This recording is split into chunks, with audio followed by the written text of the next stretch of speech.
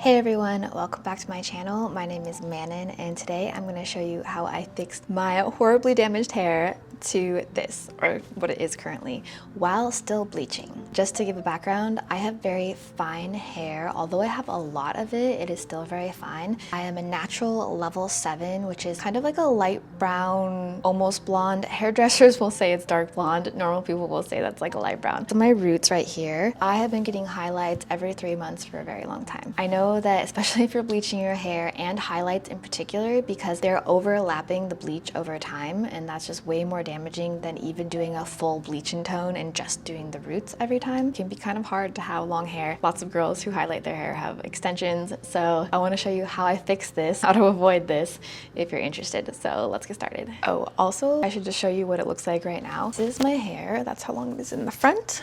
And then it goes about this far down my back. And then this is what the back looks like. So yeah, I'm not claiming to have perfect hair or anything, but it's so much better than what I originally did, and I'm glad that I made all these changes. I started realizing it was breaking off, and I didn't actually see the hair breaking off. I just one day looked in the mirror and one side was literally 8 inches longer than the other side, which was crazy. First thing I did was stop coloring my hair for a little while. Actually took many months off, trimmed, at least so that it was even, and then I just didn't dye it for a bit. We need to get the health back in and get the moisture back in. The number one thing I would recommend is hair oiling. Not just the regular oiling your mids to your ends, which I would recommend doing on the daily, but scalp oiling, and that's something I had never done before. Getting a special oil to do your scalp, I will put it in here, massage all over my scalp, and then leave it. Even 5 minutes would make a difference. I try, if I can, at least once a week to leave it in for a couple of hours before I shower. That is just a game changer. So that combined with oiling the mids to ends. For everyday oiling, I use the Pantene Miracle Rescue. This one's super lightweight, and that's why I love it. A lot of other oils are just too heavy and it can quickly weigh my hair down. So this is amazing for mids to ends. Anytime it's dry, people always say, if you wash your face and you don't put on moisturizer, wouldn't your skin feel really dry? Same with your hair.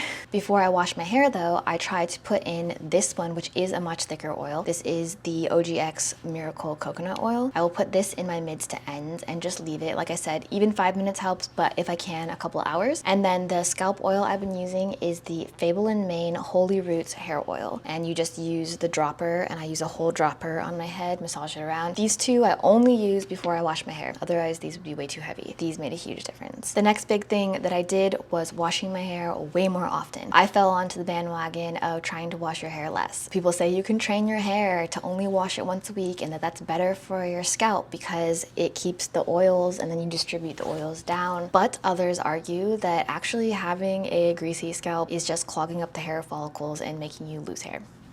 Who knows? All I can say is that not washing it was something that didn't work for me. I ended up using tons of dry shampoo, then the dry shampoo made my head itch, not comfortable, it just wasn't good. Because I have fine hair and I also work out pretty much almost every day, I started washing my hair every other day. If my roots are oily, I will wash it. End of story. Additional things, I have been using a really great detangler that I love, and also heat protectant. The detangler I would recommend is the Shakai Color Effect Mist and Go. It's also great for even rehydrating your hair if it ever gets dry in the day, but this detangles my hair like a dream. I also use the Pantene Miracle Rescue 10-in-1 spray with keratin. This is 10 different things. Like I said, it's 10-in-1. You can use this as a detangler. I think this works better as a detangler. Mostly I use this as a heat protectant. It also is protectant for UV when you're in the sun, and it also just makes your hair really shiny. So I love this for just adding shine as well, but these two both are my go-to. For shampoos, I'm gonna sound a little crazy, but I use 4 different ones.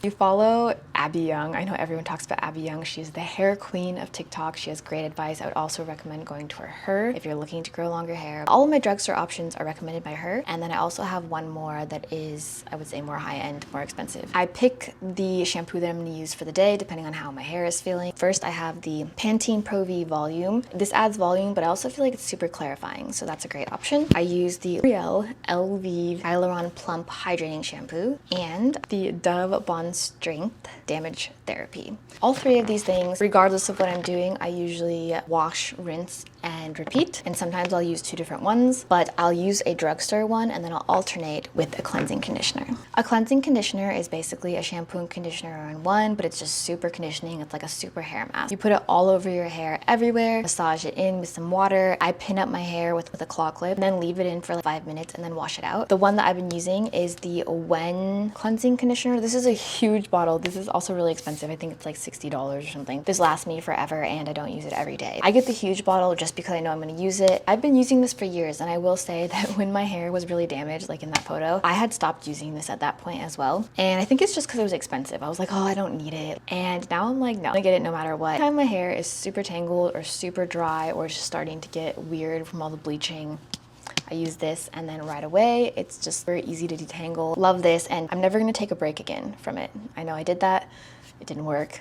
I'm never gonna leave again. For brushes, I use two different ones, Tangle Teaser, and I also own a 100% boar bristle brush. I also started getting somewhat more frequent trims, but when I mean trim, I mean like barely, but just if I have dead ends, I'm gonna get a little bit off. A couple other things that can help, but I wouldn't say a deal breaker, is getting a silk pillowcase or a silk bonnet for when you sleep. Also, a lot of people really like microfiber towels just for drying your hair a little bit faster. I know there's a debate about if you should air dry or blow dry. I think that ultimately you should do what works for you. Sometimes I just have no choice. I need to wash my hair in the nighttime, and I'm not gonna go to bed with wet hair ever. So I will blow dry, and then if I wash in the morning and I do have time to air dry, I'll do that. It takes my hair like 3 or 4 hours to dry though. So I should also add, the last thing is I don't use a lot of heat on my hair aside from the blow dryer. If I'm doing curls, I just do heatless curls, and I do have a flat iron, but I only flat iron my hair maybe twice a year. My hair already dries straight. This is what it looks like air dried. I do try to avoid heat, but again, you should do what works for you. Your hair is part of your life, but